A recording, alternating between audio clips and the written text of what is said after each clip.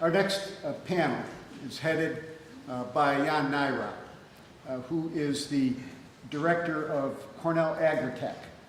Now, many of you in this room may have heard of Cornell Tech. You certainly have heard of the New York State Agricultural Experiment Station.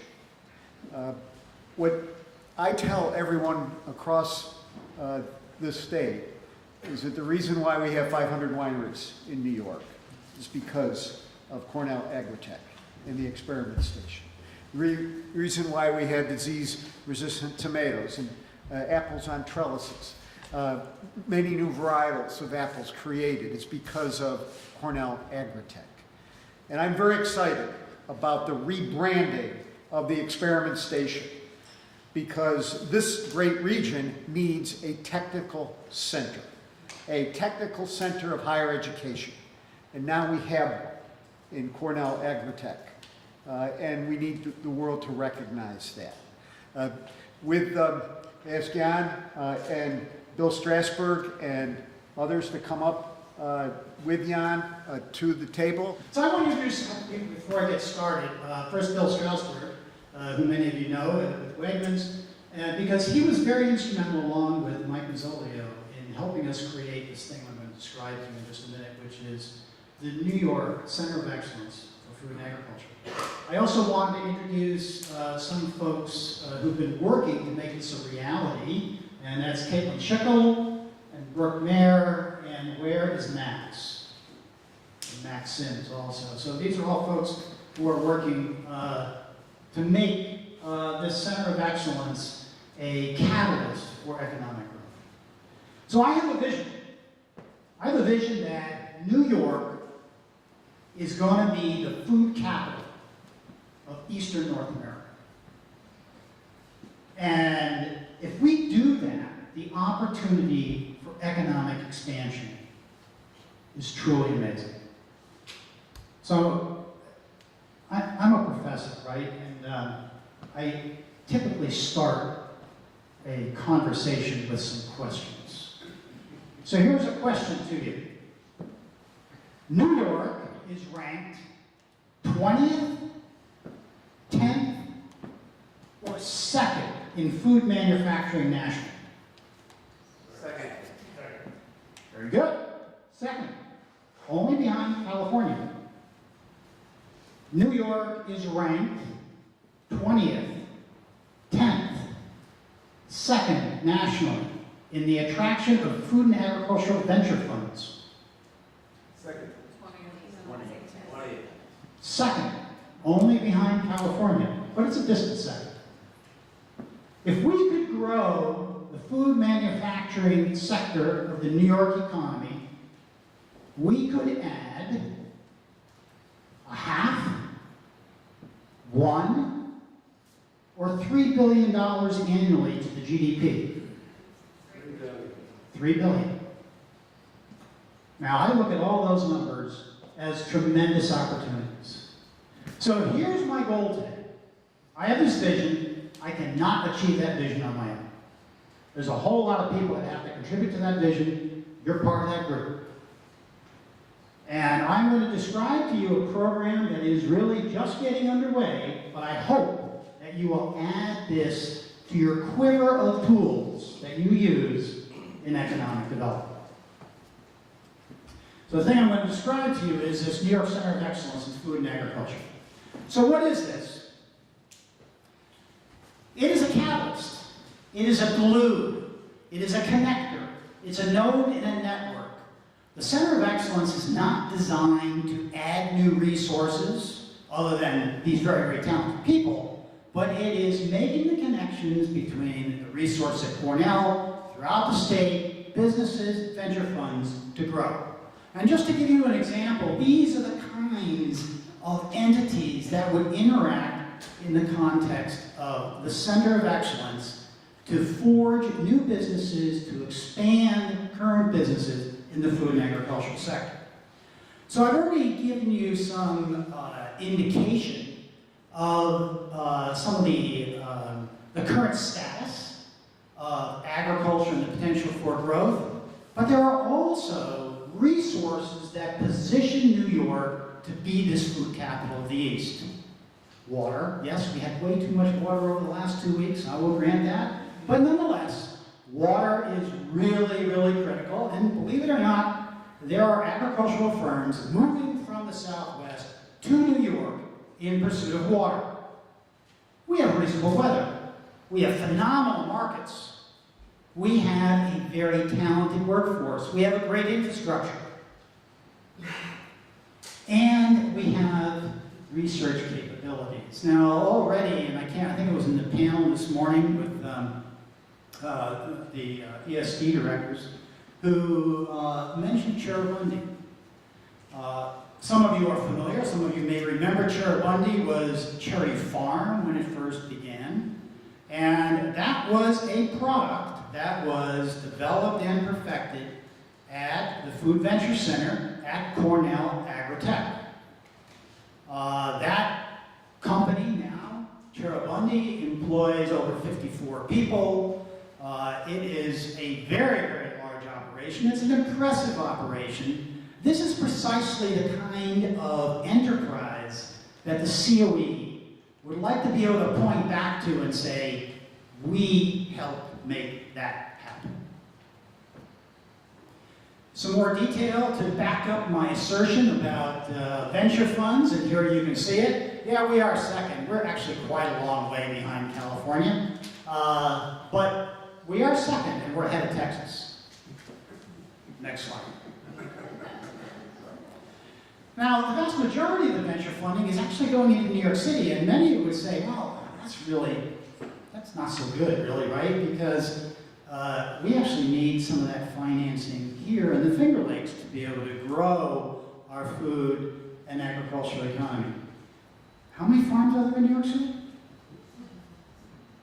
There are very few farms in New York City. I think it's actually wonderful that venture investments are going into New York City in the food and agricultural sector, because what that will do is that will create demand for job expansion in places and firm expansion in places where they can actually grow a fair number of things. Next slide. So the COE will have a strategy that we call push-pull-grow. Push meaning that we will push new entrepreneurs with new ideas, both from the university and from those that are outside of the university and higher education. Pull, meaning that by developing, or more fully developing, an ecosystem of innovation, we will pull companies and firms here, and I'll give you some examples in a little bit. And grow, meaning that we will grow existing firms. Now, there's a lot of information on this slide. Don't even try, I'm going to skip it over real fast. But what I want to point out is that in those columns on the left, those are the strategies. And then we have a series of tactics that run horizontally that I'll describe to you in just a minute that cut across all three of those strategies within the COE. So again, just to affirm, push, we're identifying entrepreneurs. And so the COE has officially been in operation since the 1st of September, and we've had about 30 conversations with entrepreneurs already. Okay, so that's a good thing. We're going to provide commercialization support, connect entrepreneurs with potential funding, connect them with research at Cornell, at other universities, really throughout New York, to continue to develop products. Pull. This is really about identifying and cataloging all the resources and then to communicate, to market this ecosystem that we have for innovation and development. We're going to conduct a promotional campaign to truly identify New York State as a global leader in food and agricultural innovation. Next slide. And then grow. Again, promoting New York State resources, which do include Cornell Tech, of course, as a global leader in agriculture and food innovation, and to bring those companies to us to help them continue to develop new opportunities and new product lines. Cutting across all these things are our 5 program support and development. And the first one is what we call a Sherpa service. So what's Sherpa? What's a Sherpa? Guide. What do they do? Do they carry you up mountains? No, they don't carry you up the mountain. They give you resources. They'll give you a map. They're not going to carry you up the mountain. So one of the models that we've adopted, or an analogy that we've adopted, is that the COE is a Sherpa.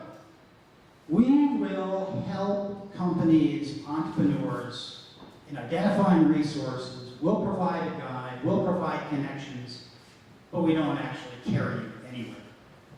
Corporate Research Fellows Program, that is actually inviting scientists, engineers from companies to come and work at Cornell or other institutions. Excelsior Research Fund, that is a matching fund for collaborative work that will drive to product development. The Excelsior Opportunities Fund, Opportunities Program, think of that as a think tank. And then I've already described the ecosystem research and promotion. So again, here are Sherpas. Direct you to resources. Next slide. Corporate Research Fellows Program, actually embedding folks in businesses, in labs, at Cornell, at RIT, at the U of R, at ESF, again, towards the idea of leading towards new products. Excelsior Research Fund, it's a matching fund of $100,000 available to companies to complete research that ultimately leads to product development. The Opportunities Program is our think tank, and we will be actually having a conference at Cornell Tech on November 13th. It's a Nyrop Loves Food conference, which is a harbinger for these types of programs. And then our ecosystem research and promotion. Next slide. So what progress have we made on this? As I said, we've been in operation since September of 2018. I introduced Brooke Mayer. Brooke is our first full-time employee. We also make use of Center for Regional Economic Advancement, and Max has been also working. Max is a student at the U of R. This is a summary of some of the network development that has happened thus far. 30 startups, the university partners. A lot of this is really about building relationships, as you so aptly pointed out. Next slide. So far, this is where the activities have taken place, although the goal is for the COE to be a statewide resource. And this is our growing network of entities, programs that are contributing to the COE. Next slide, please. So let me now conclude just with a couple of early successes, and then I'm going to ask our panel to come up here and we can answer some questions. One of the first things we did, and actually Max led that effort, is that we were accepted into the Specialty Food Association, and this is a national association. And again, what it does is it provides a network of connections to companies that come to the COE. And so it really is about enhancing networking opportunities really across the country. Next slide, please. We are also engaged in commercialization assistance, and this is with a fellow and doctoral student from Cornell. This is just one example. When we think of food and agriculture, mostly what we think about are things that we eat and things that we grow, things that we husband. But oftentimes we don't think about the technologies that go into this. So this is a startup which is developing a product called Monarchs. And this is a low-cost, field-deployable sensor and radio communication device, again, for bringing digital tools into the production of agricultural products. Next slide. Another example here in terms of entrepreneurial guidance. Real Eats is a firm in Geneva which actually delivers meals. So I think many of you have heard of these types like Blue Apron, but this is one that has a slightly different concept about doing this. Antithesis is a food company. Their product that I know about well right now are chocolate-covered garbanzo beans. And you say, oh, that's kind of weird. But remember that in the next 10 years, the food system is probably going to undergo more change in this country, probably worldwide, than it has in the last 50. And the primary driver of that is going to be that millennials are going to replace my generation as the primary spenders in our economy. And they have a very, very different perception and set of desires around food, and it's going to turn the whole thing end over end. And the last one, I think it's very cool, and this is a company called Complex, or Complex. And comb here refers to a honeybee comb, and this is a firm which has designed very small remote devices that can be placed in honeybee hives. It monitors the status of the hive and even the status of individual bees, and then communicates that back to the apiarist. I'm an entomologist, so I actually know what I'm talking about. The apiarist for improved management. So hopefully what I've done is I've given you a little bit of an idea about what the COE is intended to do, some of the activities that we're currently engaged in. Hopefully, most importantly, what I've done is I instilled in you a little bit of a sense of, well, maybe this is an opportunity, and that you'll then follow up on that. And with that, I want to invite Bill Strassburg to join me, please. And we'll answer any questions that you may have. And I purposely I went into the COE because I felt that was something that you could take away as a tool, but I'm also, and Bill and I are happy to talk about the drivers of change in the food system as well. Thank you.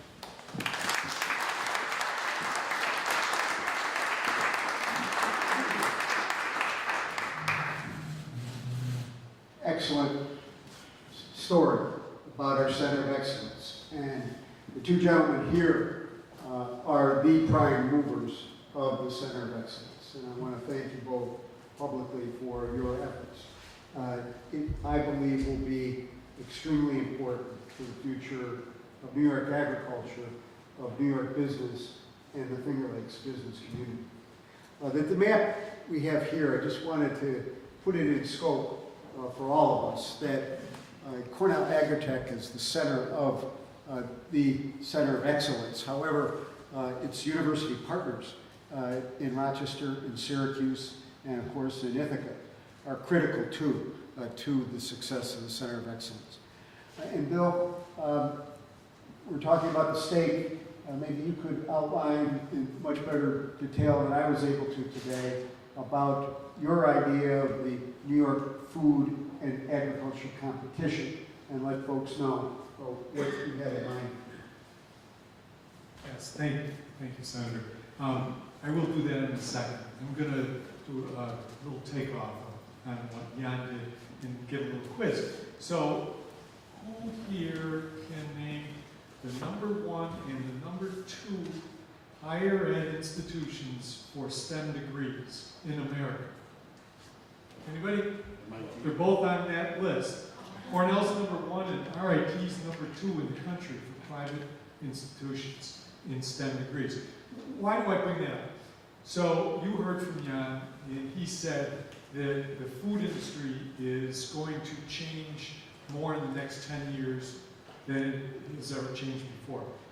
Danny Wegman will sing that mantra until you're tired of hearing about it. It is indeed true that the food industry is going to change dramatically. It is currently changing faster than it ever did before, and it's going to continue to change. Well, what does STEM degrees have to do with that? Well, guess what's going to be one of the big drivers of figuring out how to manage that change? Well, data, and figuring out how to use data science to manage that change, to be ahead of those changes, and to be able to understand how best to take advantage of all that change. And we have right here tons of the people that are going to be able to do that. They're in school right now, and they're learning data science in all four of those institutions, and they're going to be adding a lot of value to our institution, to our region, and to the food network and the food sector for not only our region, but the entire world, because we have the world-class operations of Cornell, RIT, U of R, Syracuse. We believe that all of those are going to take precedent and be big impact statements for our region and for the food industry. Now, what does NYPAC have to do with this? Probably most everybody here is aware that there are, first of all, that the governor likes competitions. Secondly, that there are several different competitions already happening in upstate New York, 43 North, 76 West, Luminate, Genius. This would be a fifth, but all of those other four are just located in one sector. This would, NYPAC will be specifically for the ag and food sector, and it will be specifically for upstate New York, not just one region. So we've incorporated the 3 URI winning regions, Southern Tier, Finger Lakes, and Central New York, and we're collaborating. We will do the initiative in all 3 of those regions, and we believe that all of New York State will take advantage of that. Does that answer your question? Tell them though about the competition itself and the ultimate prizes. So it was patterned after several of the other competitions. The prize structure will be on an annual basis. $1 million will go to the grand winner, grand prize winner. There will be other prizes, and I'm not sure exactly whether it's been determined yet or not what size those prizes will be, but they'll be in the $100,000 range, and so there'll be possibly another 10 to 20 winners that will win prizes for developing their business in upstate New York. And so and the food and ag business is rather diverse. We talked a lot about ag here today. I don't mean to diminish ag at all by this comment, but the bigger driver of jobs will be the food production companies and some of the other manufacturing facilities and companies for driving a lot of jobs for our region.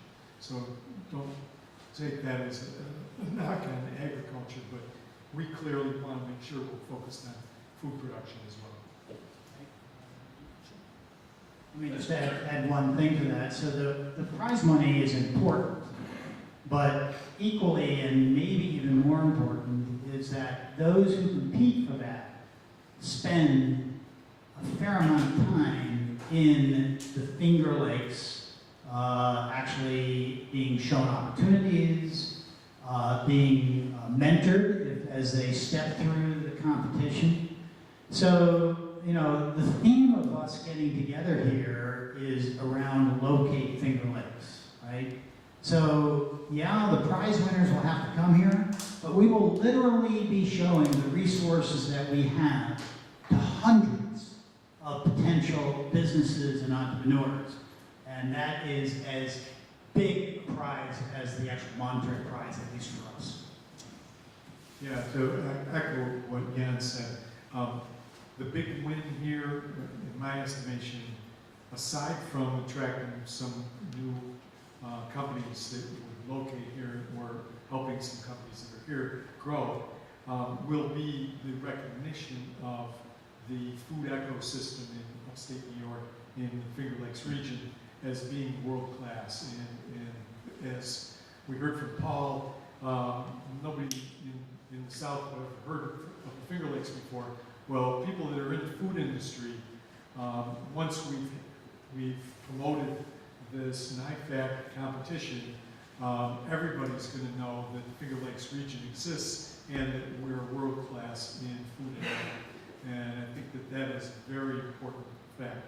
And even though they may be shipping Kias up to us, we're going to ship grits down to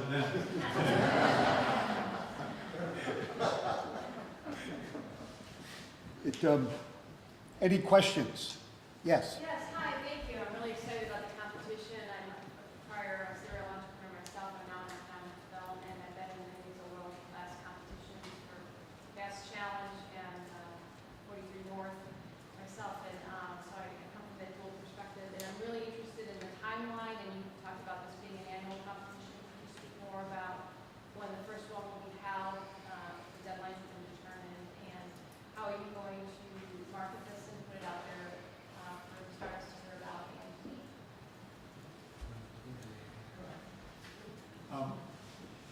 We have not gotten final approval yet from Albany, so we can't start the timeline yet, but we are very hopeful that the first competition will take place in 2019. If we do get approval in time, we will get that done.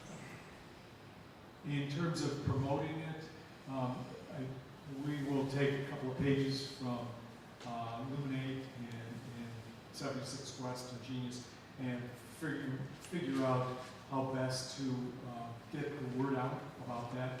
I'm sure that there will be a number of different media techniques and sources that will take advantage of. Yes. Jan, you mentioned something like 80-some% go to New York City or area for starting up or something like that. I'm a little confused about that. What they actually, where the hell are they planning in New York City?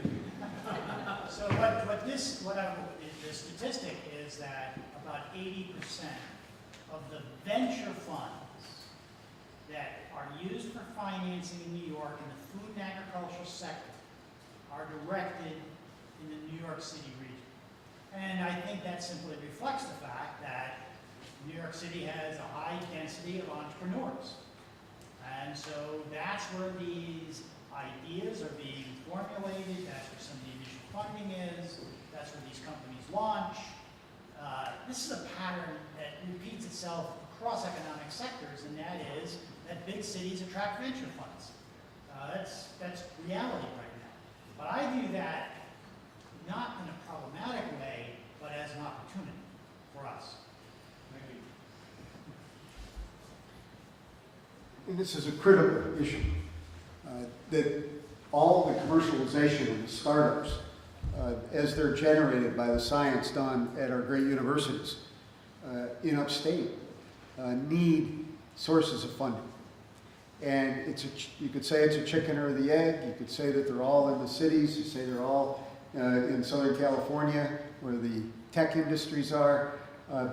We, in the Center of Excellence, hopefully will be a magnet for commercialization and venture funding. And Bill and I, in particular, as under Jan's direction, have been working hard to tee up encourage the appropriate venture funding. The Center of Excellence was a guest at a recent event that took place on a farm in Elbridge, next door to Cuba County. Martha was there, others that have been involved with the development of the food industry.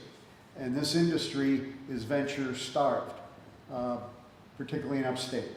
The Center of Excellence hopes to change that. Yes, John.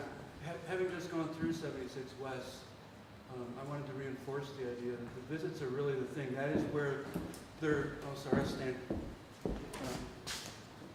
Having just gone through 76 West, I wanted to reinforce the idea that the visits are really the thing. That's where organizations are really bringing people in, covering costs, and it's really where the definite value is. And it's also a way to sort of prune away some of the people who are just chasing money. It's not a punishment to go to these places and learn. When these things are well structured, for instance, I learned about an electronics house in Groton. I've been in Groton time after time and never knew about this place. It was right in my backyard, and we're now going to be working with it. But also to what I would recommend is helping entrepreneurs understand how to settle into a region, not just to utilize the resources. So I really recommend more time and more effort in the visitations in these kinds of competitions. So I'll leave it at that. I'll be glad to share more with you if you're interested. Thank you. John, thank you. That's an excellent suggestion to take a participant. I heard you did pretty well too there. Congratulations. Thank you. That take a participant in some of these competitions, because that's who the consumers are. And you can help calling on you to make the competition better. Will do. Any other thoughts, comments? Yes. What role will the new university complex of Cornell's in New York City have with this? Or is that purely technical? Really good question. I don't think everybody fully knows at this point. So President Pollack recently commissioned a study to really better define what Cornell's expanding role will be in New York City. I do know that one of the areas that they identified, which is relevant here, is that urban agriculture and horticulture was identified as an opportunity. We do not intend to duplicate what we do in Ithaca or in Geneva in New York City, but it's meant to be an add. But that's still under discussion. A footnote to the comment is that everything I've read about Cornell Tech, which is in the city of New York on Roosevelt Island, an exciting venture that has been collaboration with a number of universities and a lot of financial support. They've created in the hundreds of startups, of students who are starting up their own companies, which I think is the most interesting statistic.